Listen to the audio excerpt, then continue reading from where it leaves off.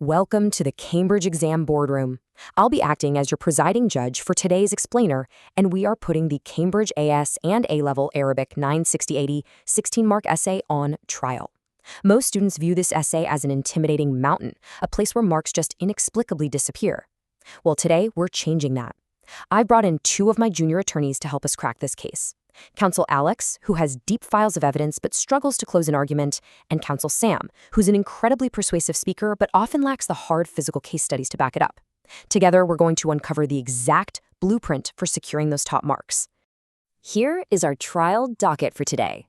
We're going to decode the essay scheme, master the core principles, apply some serious technical methodology, unlock critical analysis, and finally learn how to dodge those sneaky examiner traps.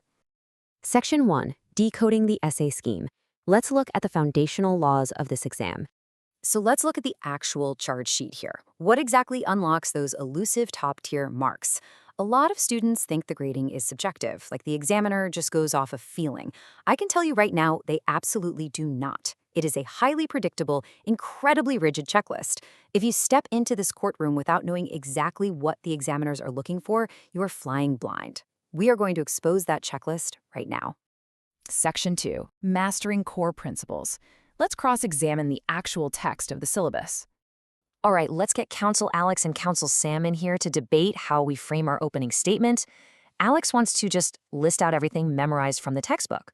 But Sam rightly points out that the examiner's command words demand something called conceptual understanding.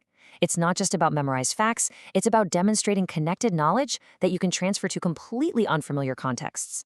You have to show the underlying why, resting entirely on precise definitions and crystal clear causal relationships. The law here is application, not just memory. And here is the exact evidence file they need to present.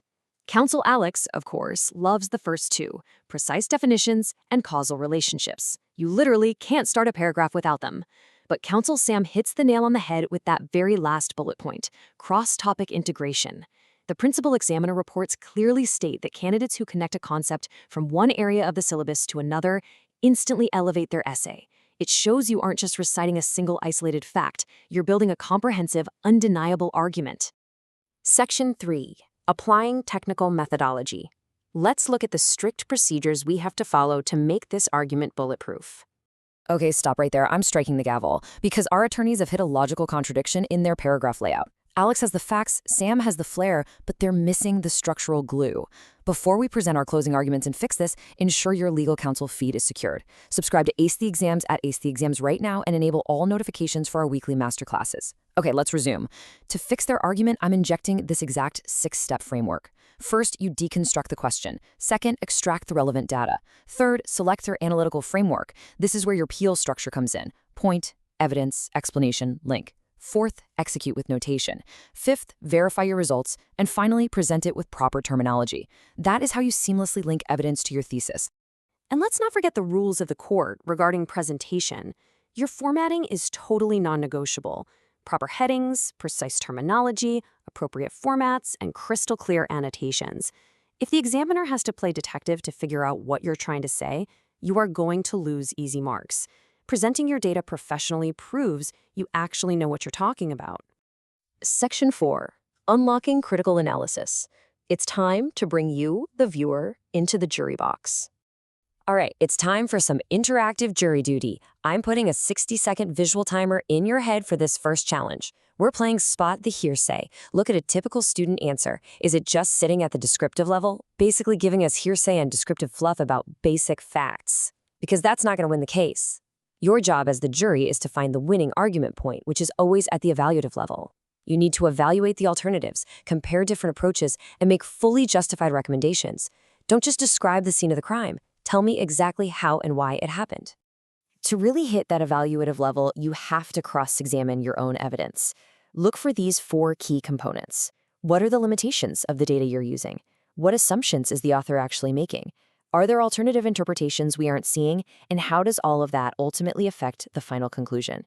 If your paragraph layout directly addresses these assessment objectives, your argument becomes absolutely untouchable. Section 5. Avoiding examiner traps.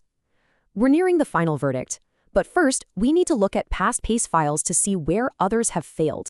So let's pull directly from the principal examiner reports.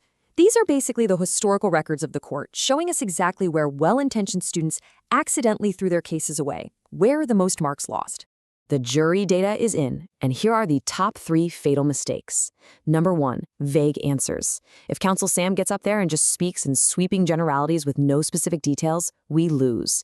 Number 2, sloppy format and presentation, which we just talked about. And number 3, this is the biggest one, answers that aren't specific to the given context. If you just recite a memorized essay that doesn't actually answer the specific prompt in front of you, the examiner will strike it from the record. Now pay very close attention to this examiner alert. It says students lose marks by not showing working. Even if your final answer is wrong, method marks can save you. Because of this, I'm issuing my 3 rules of evidence linkage right now. Rule 1, always show the steps of your logic. Rule 2, even if your conclusion is slightly off, prove your methodology is sound. Rule 3, always link your final point back directly to the exact wording of the question. Method marks are lifeline, do not ignore them. So the final verdict is in. Our attorneys, Alex and Sam, have merged their skills. They aren't just dropping facts, and they aren't just giving persuasive fluff. They are using the precise deconstruct, solve, evaluate method to secure every single one of those 16 marks. Are you going to settle for just describing the facts, or are you ready to write a full-mark, optimized paragraph?